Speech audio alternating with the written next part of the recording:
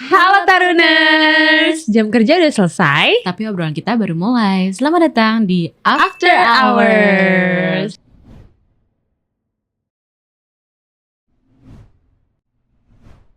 Hey. Hai Nah. Oke guys, so beberapa hari lalu kita tuh sempat buka ruang lah buat kalian yang pengen cerita lewat email di IG story kita. Dan ternyata Bu, cukup banyak email yang masuk ke kita. So, hari ini kita bakal bacain beberapa cerita yang kalian kirim. Kenapa kok ketawa sih? Sebenarnya aku udah agak ngeliat sedikit sebelum hari ini. Ngeliat dikit. Jujur ada beberapa yang memang cukup berat untuk dibaca ya. Well, aku belum sempet lihat nih. Ibu curang banget ya. Aku udah sneak peek sedikit. Oke. So, sebenarnya tujuan kita buka ruang atau platform ini tuh apa sih Bu? Well, kita kan semakin dewasa ini sebenarnya kita makin paham ya. Kita tuh harus belajar lebih close up, lebih memilah mana yang harus diceritain, mana yang harus diekspresiin. Jadi kadang kita tuh lupa memprioritaskan diri sendiri gitu. Aku ngerasa gitu. People pleaser ya. Sadly. Jadi so for that, I hope di luar sana kalau kalian yang dengar, kalian merasa nggak sendirian juga, karena di luar sana ternyata masih banyak yang berjuang juga, walaupun memang problemnya beda-beda. Yes, mereka kadang masih banyak yang kayak udah so kuat gitu ya dalamnya. Siapa tuh? That's why kita buka platform ini as a anonymous juga. Yes. Jadi oke, nggak perlu lama-lama lagi. Go. Langsung kita mulai aja, kita bacain ceritanya. Mulai dari cerita pertama. Ini cerita gue dan cewek gue. Awal hubungan dia nunjukin kalau dia tuh selalu ada, selalu perhatian, bikin gue ngerasa dipilih, dan gue jatuh cinta dengan sisi itu. Tapi makin kesini gue ngerasa hubungan ini pelan-pelan ngecilin gue. Dulu gue banyak teman, sering keluar, sering cerita, tapi sekarang gue jadi mikir 2 kali buat ketemu orang lain. Bukan karena gue gak mau, tapi karena dia gak suka. Ngomongnya sih gak ngebatesin, tapi tanpa gue sadar, gue mulai ngejauh dari banyak hal. Cuman demi bikin dia nyaman. Jadinya gue lebih berhati-hati banget, takut ribut. So in the end gue diem aja dan ikut mau dia. Gue salah sih kalau gue ngerasa si paling effort. Karena gue tahu dalam hubungan pasti ada namanya understanding. Apa gue salah ngerasa kayak gini? Gue capek debat, capek jelasin, capek harus selalu jadi yang ngertiin. Gue cerita gini mungkin terkesan cari pembelaan ya. Tapi di satu sisi gue jujur udah capek untuk jadi orang lain. Bahkan jadi orang lain di depan pasangan gue. Sekarang gue masih di sini tapi karena kebiasaan. Bukan karena bahagia. Well anyways, thank you udah buat platform kayak gini. Lumayan buat nampung keluh kesah gue karena gak bisa cerita ke siapa juga. Sukses terus guys. Sad. Tapi gue paham sih. Cause I've been in that position. Bahkan bukan I've been sih. Kayak I'm in that position right now gitu loh. Kamu sebagai ceweknya atau sebagai cowoknya? Sebagai ceweknya. So far ini udah boleh gak sih kita komen? Tapi ini bukan untuk menggurui juga ya guys. Kayak kita cuma pengen sharing aja gimana POV kita terhadap cerita yang kalian kirim ke email kita. Kalau dari aku sih, karena aku juga ngalamin hal yang sama kurang lebih. Tapi karena aku LDR, aku ngerti sih di posisi ceweknya gitu. Cuman aku juga ngerti di posisi cowoknya juga gitu. Soalnya bingung deh. Karena saking relate-nya jadi kayak kamu relate ke ceweknya banget. Oke, kalau dari sudut pandang kamu kan dia kan ngerasa dikecilin, dia ngerasa bahkan dia ngerasa dia bukan diri dia di orang yang menurut dia rumah gitu loh, pasangan gitu. Yes. Dia harus jadi orang lain depan pasangan. Itu sedih sih jujur. Karena maksudnya kalau aku jadi si cowok juga kayak ya tiring banget, ngalah mulu, berusaha untuk ngertiin, cabut aja sih. Nggak baik ya. Sebenarnya aku tapi cowoknya hebat sih, dia bisa ngomong kayak bukan ngalah, memahami dan ngalah kan tuh beda kan. Yes. Ya kamu mungkin oke deh relate. Kamu bilang relate sebagai ceweknya. Kenapa kamu ngelarang-larang?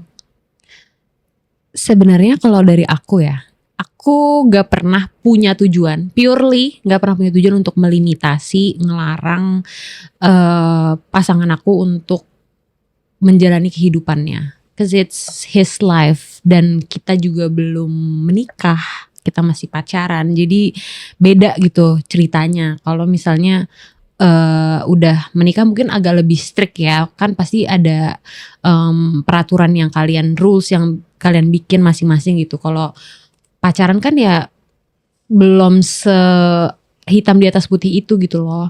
Dan mengingat umur juga kayak we both masih di umur yang cukup muda, yang masih bisa berkembang gitu, masih fokus ke karir kayak gitu. Jadi di satu sisi aku ngerti kalau misalnya dia punya kehidupan, tapi di sisi lain aku sadar kayak aku tuh kayak punya trauma gitu loh, punya trauma kalau aku tuh ditinggal gitu. Jadi kayak ketika dia punya kehidupan, ketika dia menjalani kehidupannya, aku tuh kayak jadi merasa di abandon gitu loh, yang padahal sebenarnya bukan itu kan tujuan dia, kayak tapi diri my inner child itu tuh ngerasanya kayak lo ditinggal nih kayak gitu.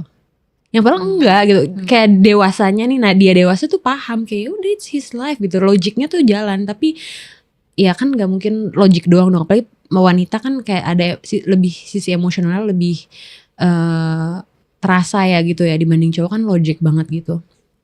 Jadi inner childnya ngerasa kayak ditinggal, padahal ya sebenarnya enggak gitu. Tapi dari aku sih mungkin solusinya komunikasi ya. Maksudnya kadang kan cewek tuh pengennya di ngertiin apa ya, kayak perempuan tuh kadang pengennya apa sih, menganggap pasangan kita tuh cenayang gitu, tahu apa yang lo mau gitu loh.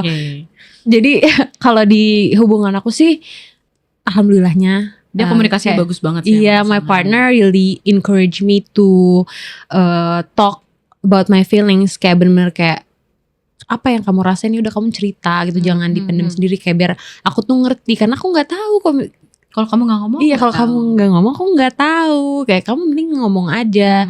Jadi dari situ aku jadi terlatih untuk oh iya ya, kayak kalau gue gini ngedumel sendiri, kayak pendem sendiri, ini akan jadi bom nih, ya kan, ticking bomb yang nanti bisa meledak kapan aja gitu. Jadi akhirnya aku berusaha untuk menurunin gengsi perempuan, tolong. Jadi termasuk aku juga ngomong ke diri aku sendiri, turunin gengsi, turunin ego, dan kayak if you want to build a healthy relationship, kayak salah satu yang harus dilakuin sih ya komunikasi, beneran yang ngobrol, tapi bukan ngomong doang ya, bener-bener saling mengerti dan saling mau mendengar juga keluhannya gitu. Dan alhamdulillah juga kayak my partner juga tahu apa ya, tahu alasan dibalik kamu act up lah kayak gitu gimana? Dibalik rasa yang aku rasain gitu. Kenapa aku tiba-tiba kayak kenapa tantrum gini gitu kan? Kayak oh iya karena dia pernah ada ini. Terus kayak aku juga tahu traumanya dia. Kenapa dia juga ngomong kayak aku nggak suka nih. Nah itu yang aku suka sih. Maksudnya kok suka sih? Sama-sama communicate. Yang aku hargai, respect from him. Dia juga kayak aku juga punya trauma gitu. Aku tuh gak mau kalau aku tuh di limit gitu, karena dulu aku kayak gitu, aku nggak bisa bebas, aku nggak bisa ketemu teman-teman, nggak bisa ketemu teman-teman aku gitu. Jadi dari situ kan aku tahu oh ternyata apa yang aku lakuin tuh ternyata menyakiti dia juga, dan dia juga kayak tahu kayak oh gue seharusnya mungkin lebih more gimana ya, komunikasi dengan cara yang pasangan kita tuh pahami, Bu, ngerti gak sih maksudnya? Kayak oh cara ngobrol sama Nadia tuh harus kayak gini-gini. Yang kayak gini-gini biar dia tuh gak salah nangkep. Yang waktu itu kan ibu pernah sharing ke aku kan kayak coba kalau misalnya si pasangan aku ngomongnya lebih ke kayak gini, aku jadi lebih kayak oh iya gitu. Lebih reassuring ya, benar. How to say that to them, aku gak bingung lagi. Setiap orang tuh punya kan namanya kita harus ngertiin pasangan ya. Jadi kita memahami gaya komunikasi dia. Nggak semua yang lu banyak drama nggak bisa. Jadi apa yang kamu sampaikan ke pasangan. Contoh ada satu cewek yang ditanya, kamu mau ngopi apa misalnya, brand A atau brand B.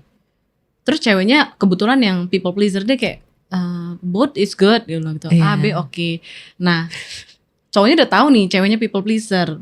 Nah cara dia ngertiin kondisi itu adalah dengan cara kita ganti pertanyaannya. Kayak gitu loh.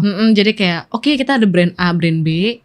Kalau kamu lagi pengen manis, bla bla bla A. Kalau B dikasih option gitu loh. Yes. Tapi kalau aku sih dua-duanya udah sering minum. Kamu yang jarang minum nih. Jadi kamu yang pilih. Iya. Jadi cara responnya ini loh. Jadi kayak ya gaya komunikasi tadi sih. Kan betul. tiap orang beda ke pasangannya gitu. Jadi ada alhamdulillah kebetulan partner aku ngerti. Jadi kayak ya udah. Enggak, sebelumnya gak ngerti sih. Dia juga belajar through the time. Kayak banyak fight. Kok banyak fight gak sih sebutannya? Pokoknya kayak banyak konflik lah, kayak clash. Dari situ kan jadi makin saling mengerti ya.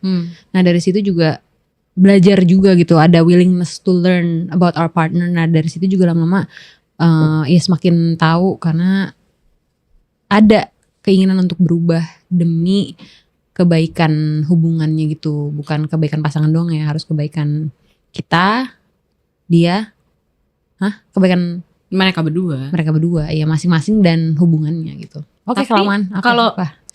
Tapi kalau misalnya dari yang aku baca di sini, si cowok ini cowok kan ya. Si cowok ini tuh ada sisi people pleaser juga, nggak enakannya juga, karena kayak dia menghindari konflik. I don't know about how you feel, tapi kesannya dia menghindari konflik nih di sini. Yes. Dan aku yakin di luar sana nggak banyak orang yang bisa mengkomunikasikan emosi, mengkomunikasikan apa yang dia rasakan. Karena dia bilang di sini, tapi satu sisi gue jujur capek untuk jadi orang lain, bahkan jadi orang lain depan pasangan gue. Dan mungkin pasangan tapi lo paham ini, sih. terus pasangan dia ini mungkin either kamu bisa mengkomunikasikannya lagi. Kalau memang gak cocok ya udah gitu loh. Ada orang yang memang komunikasinya memang tidak ditakdirkan untuk cocok. Iya, benar. Nah, kamu sama pasangan kamu yang lama juga oke, dia anaknya komunikasi banget, tapi pasangannya nggak bisa berkomunikasi dengan cara ini, clash. Dia putus, dia cari nemu yang komunikasinya pas. Well, ya udah it goes gitu loh. Jadi buat kamu yang kirim cerita, kita paham kamu capeknya gimana, kita ngerti. Capek untuk jadi orang lain, bahkan yang harusnya kamu anggap rumah, tapi ya nyaman atau nyaman, now is a hassle. Iya. Tapi kayak, one day it's gonna be a problem. Itu sih. Kayak semakin dipaksain kan nggak bagus juga ya buat apalagi kalau udah sampai ngaruh ke mental, ngaruh ke sehari-hari. Kayak it's not worth it lah. Kayak carilah orang yang bisa. Susah sih mau ngomong cari orang yang bisa ngertiin kamu. Ya sebenarnya dia juga bisa kalau misal tuh cewek juga ada keinginan, ada willingness lagi-lagi gitu, ada willingness untuk mengerti keadaan lo, posisi lo gitu, karena lo juga punya kehidupan selain dia. Itu kata-katanya my partner guys, by the way. Kayak aku juga punya kehidupan outside of us. Terus kayak ya iya ngerti. Ya kenapa jadi ke gue lagi, lanjut dah. Oh well, what happened? Oh well, sorry. Karena aku bilang aku bakal ke bawah. Jadi ya intinya buat lo yang cerita di sini, thank you. You come first. Maksudnya dia your happiness come first. Jadi sekarang kamu bertahan hanya untuk kebiasaan, bukan kebahagiaan kamu. Ya kamu harus menggarisbawahi itu. Yes, itu penting sih.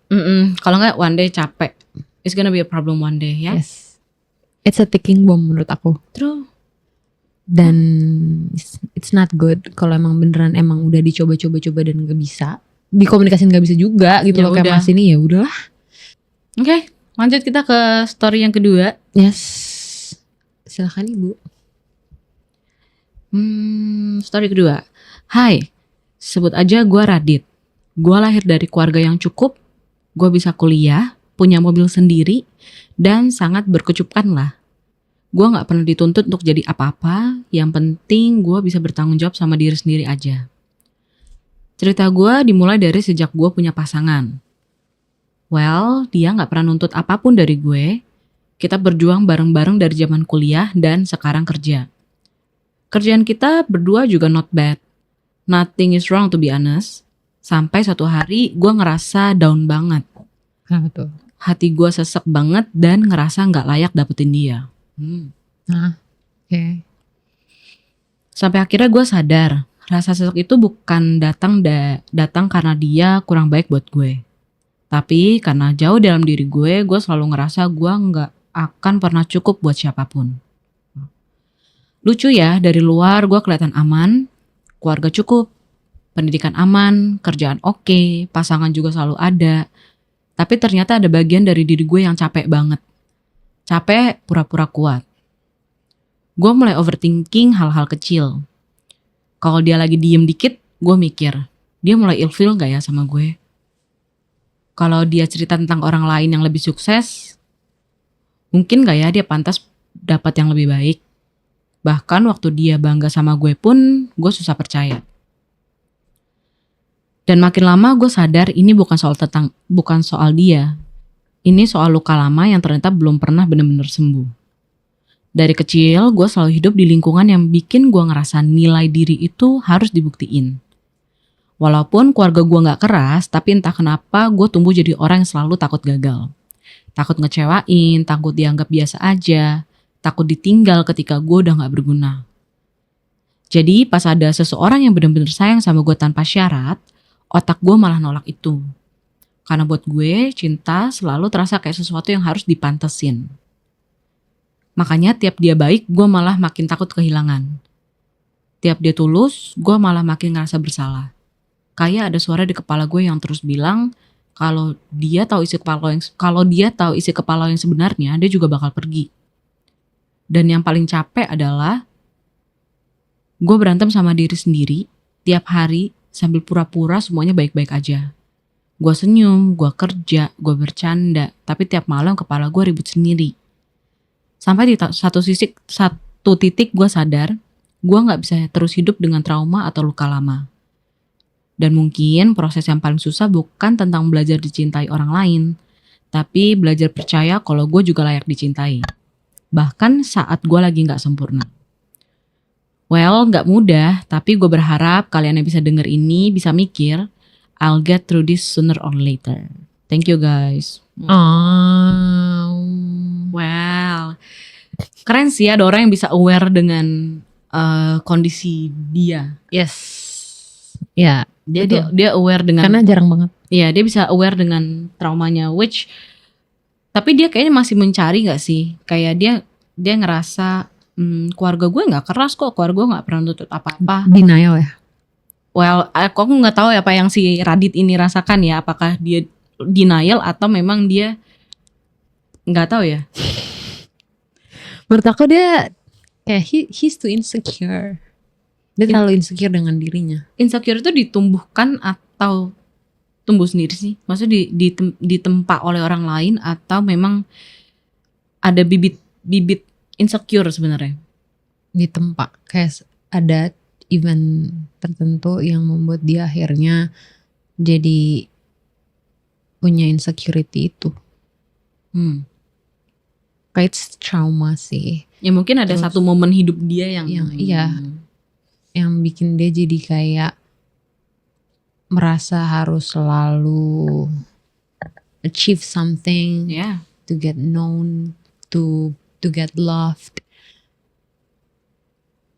Jadinya ketika ada hal baik yang datang ke dia, ya masa nggak pantas. Yes. Terus dia jadi kayak, am I worthy of this? Apa sih tadi dia bilang juga, susah sih menurut aku, kayak kalau misalnya kamu nggak pernah ngerasa cukup akan diri kamu, ya kamu akan terus kayak gitu terus. Dan sorry ya, kayak menyakiti orang yang trying to love you. Iya ya, dia menyakiti pasangannya sebenarnya tanpa secara tidak langsung. Kayak aku nggak tahu sih, susah pasti, cuman gimana ya, sedih. Maksudnya aku lumayan sedih sih bacanya, kayak tough juga ya. Yes. Bayangin kamu harus hidup yang harus achieve something terus, itu kan kayak lari maraton terus. Karena kamu takut ngecewain, takut ditinggal. Itu berarti ketakutan itu tuh ada terus loh tiap hari. Iya. Dia bener-bener lari maraton Ya nonstop tuh. kayak udah jadi dirinya dia. Iya. Ngerti sih, karena aku juga gitu. Tapi aku udah aku tahu kayak ya udahlah. Maksudnya kayak mau sampai kapan gitu sih. Nggak tahu, I don't know, apakah dewasa serumit ini? Apakah menjadi dewasa rumit? Iya. Melalui ini? Iya. Well, thank you Radit, kamu sudah mengingatkan kita. I'll get through this sooner or later. Yeah, we'll get through this. Walaupun emang sekarang rasanya bonyok. Benar, tapi ingatlah, setiap kesulitan ada kemudahan. Bersama kesulitan ada kemudahan. Jadi percaya kalau kita bisa ngelaluin ini semua. Ada apa ya bahasanya, kayak ada bukan achievement sih, kayak ada sesuatu yang menunggu di luar sana. Ada hal baik lah yang menanti kamu kalau kamu melalui hal yang buruk ini dulu. Yes. I'm sorry. Thank you. Well, thank you Radit yang sudah share. Cuman bisa puk-puk dari jauh doang nih. Yes. Well, mungkin kita semua di luar sana mungkin lagi ada di fase yang sama. Jalan tanpa bener-bener gak tahu arahnya kemana, capek. Well, kalau kamu lagi ngerasain juga, setidaknya sekarang kamu tahu nih ada banyak orang di luar sana juga diem-diem sama ngelaluin hal yang sama kamu. Iya, dan kalau kalian lagi di fase ini juga gitu, semoga kalian punya cara untuk ngelewatin semua ini dengan pelan-pelan. Nggak hidup tuh nggak bersaing sama orang lain kok gitu. Kita jalanin hidup ya dengan jalannya kita sendiri aja gitu. Dan juga nggak semuanya tuh harus diselesain hari ini. Kayak ya udah, yang penting tetap jalan, masih kayak bangun pagi, masih bangun, masih kayak menjalani hari. Udah pelan-pelan aja, nggak usah terlalu maksa untuk harus. Don't be hard on yourself. Yes, itu sih. Cukup, hidup udah berat lah. Dan kalau lo masih di sini ya berarti tandanya lo belum menyerah, dan it's okay to take it slow sometimes, nggak usah buru-buru. And buat tadi yang cerita about the relationship tadi, well, capek ya kalau misalnya kamu harus terus bertahan di sesuatu yang menurut kamu udah jelas nyakitin kamu. Yes. Dan kalau kamu ada di posisi ini di luar sana, well, semoga pelan-pelan kalian nemu keberanian untuk belajar milih diri sendiri lah. Kalau gak mau gimana? Oke, kali ya. Udah ya. Lagi kah? Sedih bacanya. Saya masih ada email satu lagi sih, mau dibaca? Last story ya. Aku dan mantanku sudah jalanin hubungan LDR kurang lebih 3 tahun. Sama dong LDR, aku juga LDR.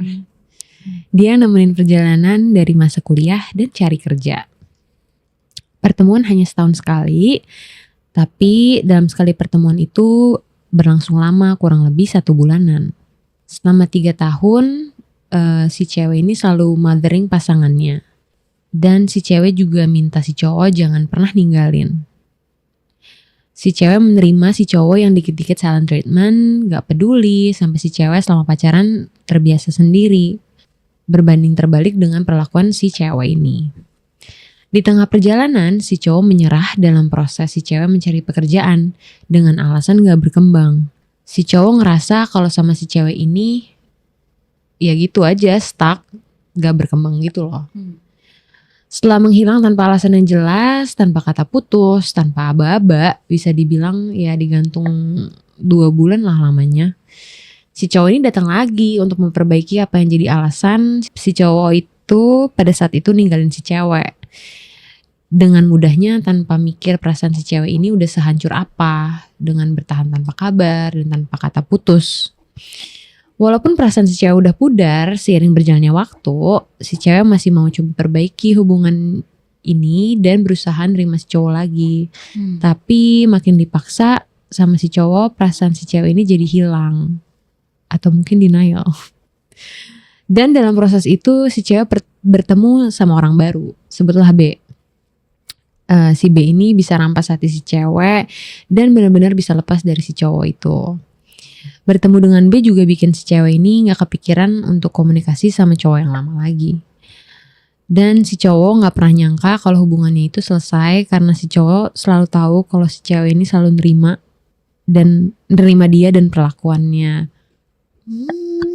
Sedih. Si cowok nggak pernah nyangka kalau hubungannya selesai karena si cowok selalu tahu. Jadi si cowok ini tuh nggak pernah nyangka nih kalau hubungannya itu bisa selesai karena yang si cowok ini tahu si cewek itu selalu menerima, mau dia injek, mau diapa-apain, maksudnya tinggal terus juga balik lagi. Jadi kayak jir, ternyata kali ini beneran lo dia ninggalin gue gitu. Well, you're too good for him sih. Maksudnya kayak dari momen aku baca kayak si cowok ini bilang kalau misalnya menyerah karena si cowok ini nyerah karena dalam proses cewek cari pekerjaan dengan alasan gak beruang itu kayak what? Jahat. Jahat. Kan in a relationship you should kayak grow together gitu loh. Kayak through thick and thin, through happiness to sadness, through sick and health gitu loh. Maksudnya kayak dari poin itu aja udah kayak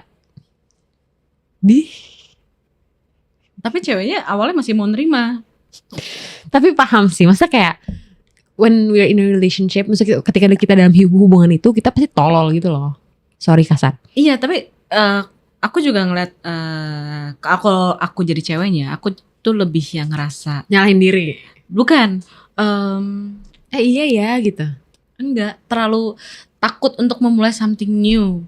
Paham gak? Kamu tuh pernah gak sih ada orang yang nyaman berada di toxic relationship, nyaman untuk berada di abusive relationship. Once lu keluar dari situ hampa kan. Nah di masa hampa ini si cewek ini nemuin ternyata ada orang yang ngasih bare minimum aja.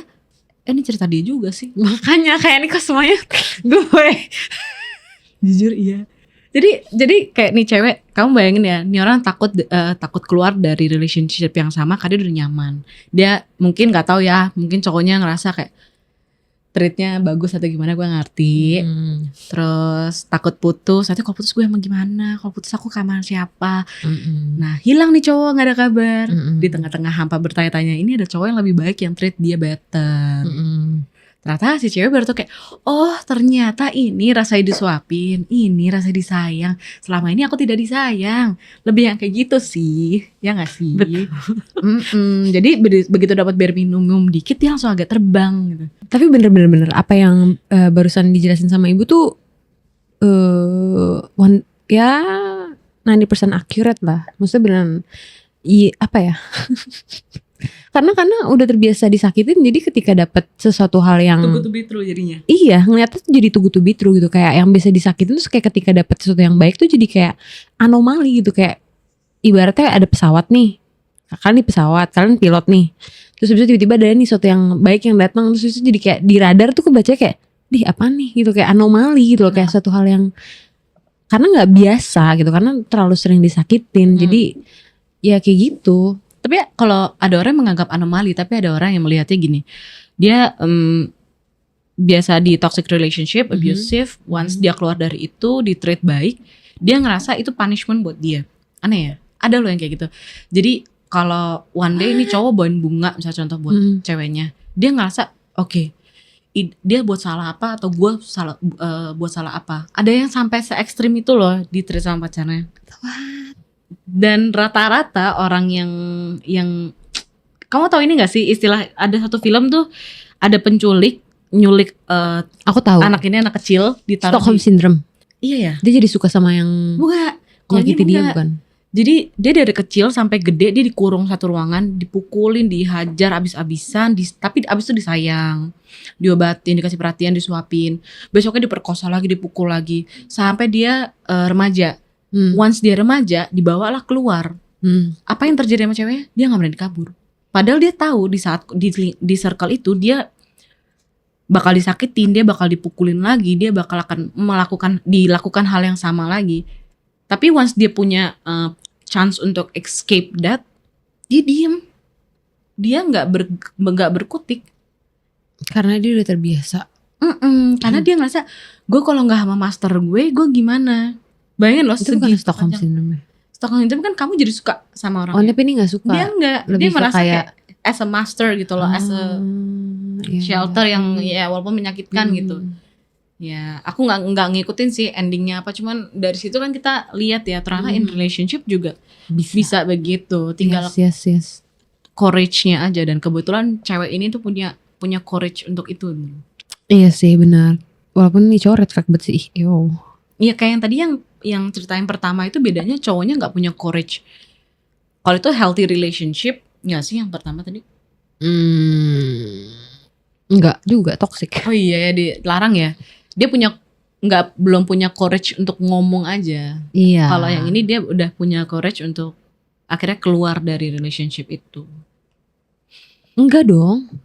Kan Nggak keluar punya. dia nih. Tapi kan awalnya dia enggak tuh. Si cewek nih menerima si cowok yang dikit-dikit silent treatment. Oh, tapi endingnya Ya karena perasaan cewek udah mulai lebih ke pudar. gini sih, lebih ke kayak ya udah the door is open. Kenapa gue harus stay gitu loh? Ya udah gue cabut aja gitu loh. Dan ibaratnya kayak cowok balik ke rumah lah, si cewek kok nggak ada gitu. Gue kira kan dia di rumah doang gitu kan. Ini analoginya ya. Ternyata si cewek udah pergi gitu kan. Terus si cowok nih kayak kebingungan, terus kayak I thought she will kayak always be there gitu loh. Itu cewek langsung terbang sih menurut aku. Iya sih. Dia bisa went to that trauma and fight. Akhirnya udah escape. Ngeliat cowoknya kayak gitu sih, ceweknya terbang itu. Yes, dan satu hal dari aku kayak apresiasi sih buat kakak yang udah share ceritanya ke email kita. I think you deserve better. And she did. Yes. Jahat soalnya cowoknya ngomong kayak gitu, sebel banget. Ya diputusin lagi, ya temanku juga ada lagi. Maksudnya udah gak ada status, digantungin terus tiba-tiba dibilang kayak lu gak berkembang, lu siapa gila gitu. Kalau aku sih kayak tampol tuh cowoknya jujur. Intinya you deserve better, dan sekarang I think lo bisa mulai journey yang baru lagi, dan pelajarin apa yang udah dialamin di hubungan sebelumnya. Know that you are worth it. Jangan pernah dengerin apa kata orang, terutama laki-laki yang ngomong kayak gitu, rendahin perempuan. Gaji berapa sih? Udah 1 M. Sedih banget.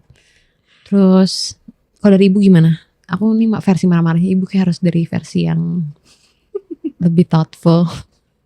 Ya, enjoy your new journey sekarang. new relationship. Udah gak usah berharap-harap lagi sama yang lama, karena look what he did. Gak worth it banget lagi. Jadi udah fokus aja ke panjang nih. Fokus sama yang baru sekarang, and your growth juga. Utamain diri sendiri juga, jangan. Itu paling penting sih. Yes, jangan people pleaser, jangan terlalu bergantung sama pasangan juga sih. Topik hari ini lebih ke relationship ya, banyak kan ya. Yes, kayak apalagi di umur-umur kita yang masih 20-an ini. Udahlah gak usah nikah cepet-cepet. Mana sih nih ada yang mau komen gak patriarki itu. So thank you buat kalian yang udah share cerita kalian ke email kita, dan berkenan untuk kita bacain di podcast After Hours. Thank you udah beranin diri untuk buka suara kalian. Well, it's not easy, but kalau kalian ngerasa ini lo banget, ya mungkin kalian memang lagi gak sendirian aja. Kadang kita memang cuman butuh tahu ada orang lain yang ngerasain hal yang sama. Dan gue yakin di luar sana banyak yang ngerasain hal yang sama dengan kamu, dengan versinya masing-masing. Well, gak semua cerita kalian tuh harus kalian perjuangin dan selesain hari ini. Jadi kalau misalnya kalian masih jalan aja. Kalau hari ini berat ya gak apa-apa, pelan-pelan tapi tetap maju sih. Yes, and one thing for sure, not every love is meant to be kept.